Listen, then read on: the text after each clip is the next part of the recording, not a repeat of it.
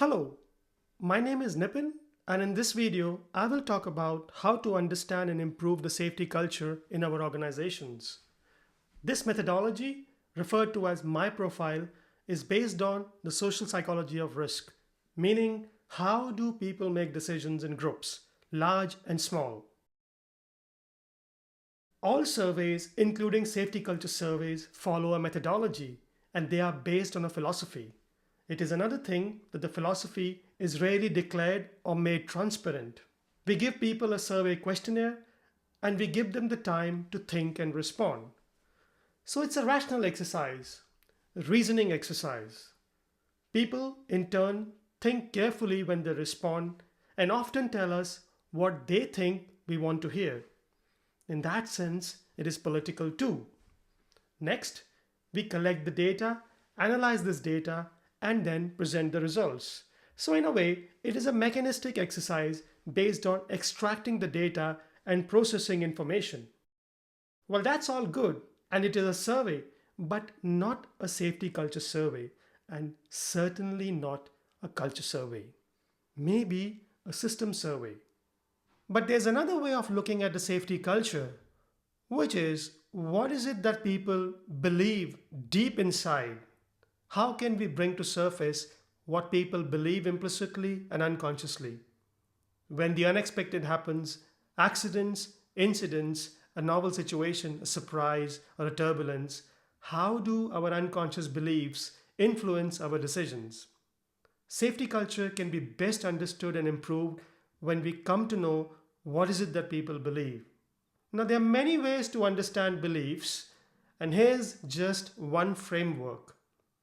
For those of us who live in the West and those who are educated through Western schooling, genuinely believe that a good life is autonomous, liberal, and we should all have individual rights. Fairness, equality, liberty, and individual freedom is at the top of our list. When things go wrong, we want fair treatment, empowerment to speak up, escalate the danger, and stop the work. But in large-scale organizations or where we have diversity of people who have traveled around the world or live in different places, there are often other belief systems at play. For instance, community. Individual rights are not so important in this system. Relationships take precedence over individual needs. Hierarchy is inflexible. Structures are rigid. This is my job and that's yours.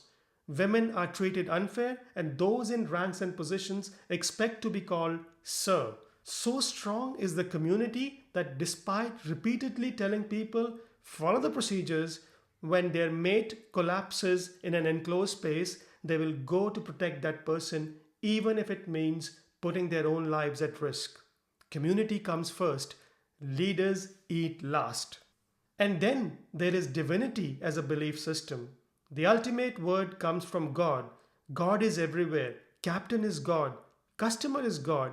I'm just a poor man. That's another way of living and being. When the unexpected happens, we often default to our beliefs, autonomy, community, and divinity. Now, there are many books written, including my own book, Are We Learning from Accidents, to show that we fall back on our intuitions, or rather, intuitions and instincts take over when we are under stress. Our decision making is not always conscious. In fact, most decisions are made in the unconscious mode, and especially when we are faced with pressure or when we are under stress.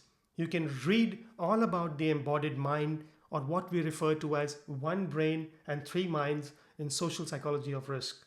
So, how can we understand what people believe in a survey? And MiProfile survey does exactly that. We take a small sample of people and invite them to a workshop. Through carefully thought through statements, we test their beliefs. The participants are given just a few seconds and a keypad to respond to a questionnaire that consists of almost about 40 questions. People are often left shocked and surprised to see their responses.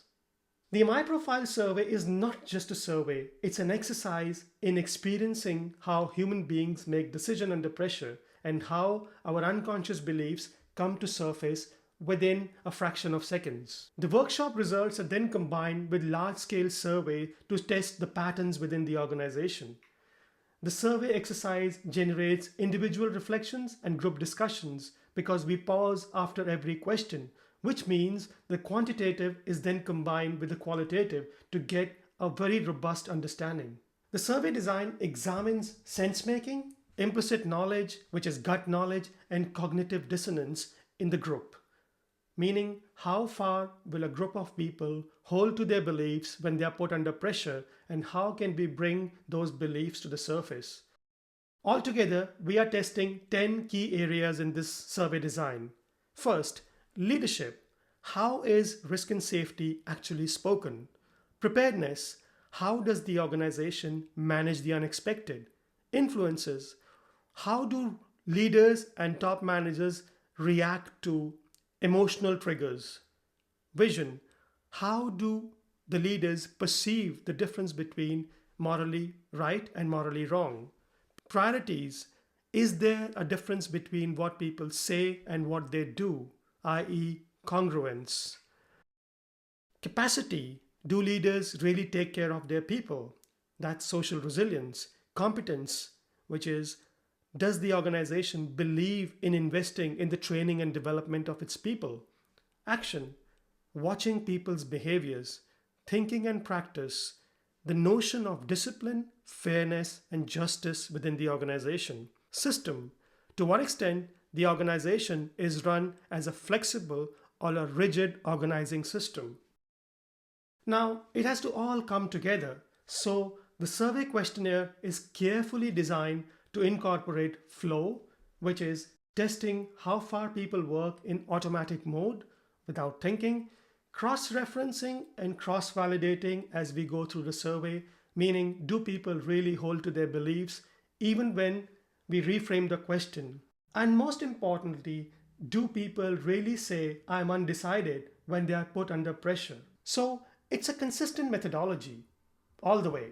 Next, we start to map the various subcultures within the organization. For instance, how does a group or a subculture manage the unexpected? Survey statements are written to test all 4 competing values in the organization, meaning is the unexpected managed through dialogue and discussions? Democracy. Is the unexpected managed by rising to the challenge and displaying innovation, which is adhocracy? Is the unexpected managed through policy and procedures, which is bureaucracy? Or is the unexpected managed through leadership and speed for decision making, which is autocracy? The results from the survey indicate where are the competing values in the organization, where is the subculture more dominant in those 4 quadrants. In other words, we come to understand the characteristics of various subcultures and the mismatch across groups and subcultures within the organization. Leaders then decide how they can become deliberate and strategic about culture change, meaning where are we and where would we like to be in X number of years. Now, here's some examples of safety culture beliefs that surface during the surveys. For instance, let's get the job done. We just have to follow the process. Nothing really changes. I just do my job. It won't happen to me. Well, that's okay. Be careful. Using a range of social psychology of risk methods and tools, we then work together with the organization to facilitate change largely by focusing on their language, helping them to create good stories of incidents and surprises, focused training, and displaying the right artifacts on the walls. Improving safety culture by surfacing what people believe when they are put under pressure and becoming deliberate and strategic about culture change. That's a good safety culture. Thank you for watching this video. If you have any questions, please write to us at support@novellus.solutions, or please get in touch with us on our website novellus.solutions if you would like to know more about the MiProfile survey. Thank you.